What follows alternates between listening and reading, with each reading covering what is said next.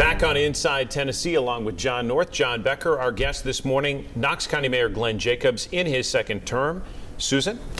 Mayor, you included a 2% across the board raise for your county employees, which included in the sheriff's office, and the sheriff made a very impassioned plea to give them more. And clearly because the city has raised has in their budget to raise the salaries for their KPD officers. Do you see a time this year that the sheriff's office could get some additional money in the budget? Well, last year we had the highest raise we've ever done, and part of that agreement was that the sheriff's office would abide by what we've done for the rest of the county. So if we do anything for the sheriff's office, we have to do it for everyone throughout the county. I'd love to pay everybody more.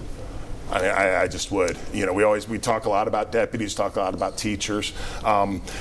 Firefighters, everyone. Well, but also for us, you know, our EPW people work really hard, and they sometimes have a dangerous job. We have a lot of folks that work hard. A lot of them don't make a whole lot of money, so I'd like to pay them all more.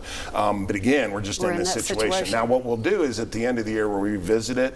If we run a surplus, which I hope we do, you know, we'll do things like bonuses. We're also this year we've done really well with our health insurance. We're self-insured, but that fund is doing really well. So we're going to give everybody a $500 rebate for the health insurance premium, as well as a premium holiday in November, December, which should help. But obviously, I'd love to pay everybody more. Mayor, I remember last year when we had sort of the sheriff's deputy hostage crisis, as we call them. We have one about every 3 or 4 years, but nearly a salary suit filed by the Sheriff's Department, very tense negotiations, and you came through in a large way for the Sheriff's Department. And I remember distinctly the promise being made, hey, we'll live by this with whatever the rest of the county gets for the next few years.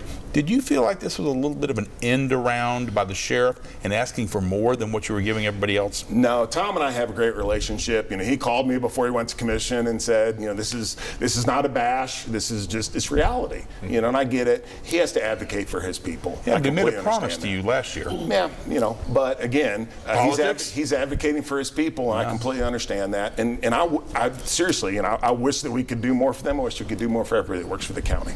Mayor, probably one of the last budget questions we'll talk about before we move on, but I did want to ask you, you've got basically 2 more budgets left in you, I think, and then you're done, you're term limited. And I'm just curious, if we assume, which I do, that revenues for 25 going into 25 are also going to be flat, the budget is a way that mayors like to sort of make a statement, make an imprint. What are you hoping to do, and what do you think is realistic for the next couple of years? Sure.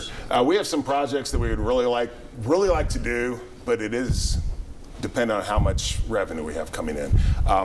This week we cut the ribbon at the McNabb Center's empath unit, which I'm really happy about. Just up the road from us right here. Elevate High School, which is another project from the McNabb Center. It's one of only 42 recovery high schools in the United States. We've been able to do those things through partnerships with the state, with the city, McNabb, sometimes the private sector. And you know, that's really what I'm all about, is trying to get things done in a way that doesn't put too much of a burden on the taxpayers. We've been able to do that with a lot of the things that we've done.